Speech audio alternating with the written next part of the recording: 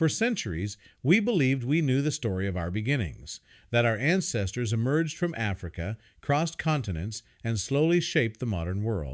But with each passing decade, the Earth yields new secrets fragments of truth hidden beneath layers of time.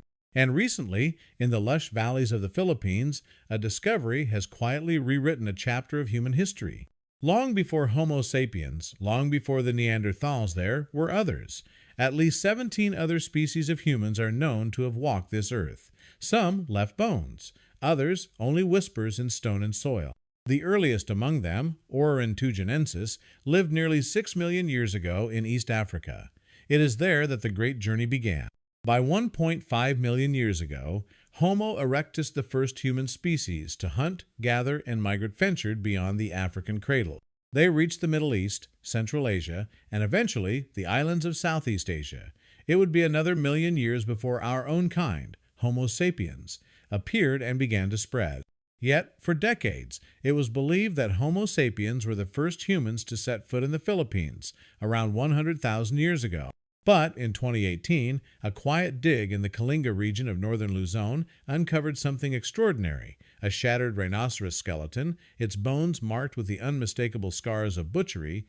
Nearby, 57 stone tools lay in silent testimony. This discovery did not whisper, it shouted. Carbon dating placed these remains at nearly 709,000 years old, a time when Homo sapiens did not yet exist. A time when the Philippine archipelago, then as now, was separated by deep waters from the Asian mainland. The implications were staggering. Who, then, butchered this rhinoceros, and how did they get there? Though no human bones were found, researchers believe the tools and cuts point to Homo erectus, the same pioneering species that reached Java and Flores in Indonesia. That region, some 3,000 kilometers away, was home to Homo floresiensis, a diminutive human species with a brain a third the size of our sand, yet remarkably sophisticated in tool use. Could it be that early humans reached the Philippines far earlier than we imagined? Could they have developed, in isolation, into an entirely distinct human species, now lost to time? And perhaps the most pressing question, how did they cross the sea? The waters surrounding the Philippines have never been shallow. Even during the ice ages, when sea levels dropped by over 100 meters, no land bridge connected Luzon to mainland Asia. Walking was never an option. Some scientists propose that early humans arrived by accident, swept to the islands by typhoons, or clinging to drifting vegetation.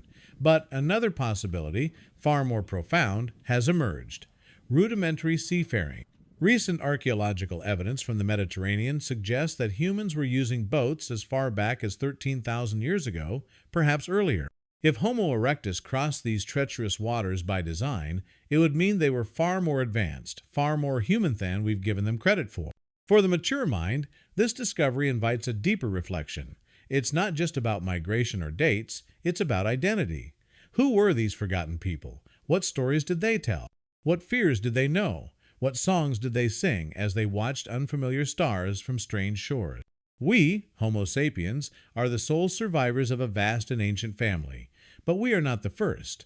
Others came before, different in form, yet perhaps not so different in heart.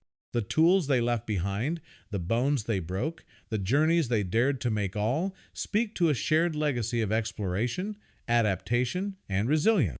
The Valley of Kalinga has joined the growing list of places where history has quietly changed course. There will be more. Beneath forests and sands, mountains and seabeds, the earth holds answers. Answers to questions we've not yet learned to ask. And so, the story of humankind continues layer by layer, fragment by fragment. We are not merely discovering who they were, we are, slowly, rediscovering who we are.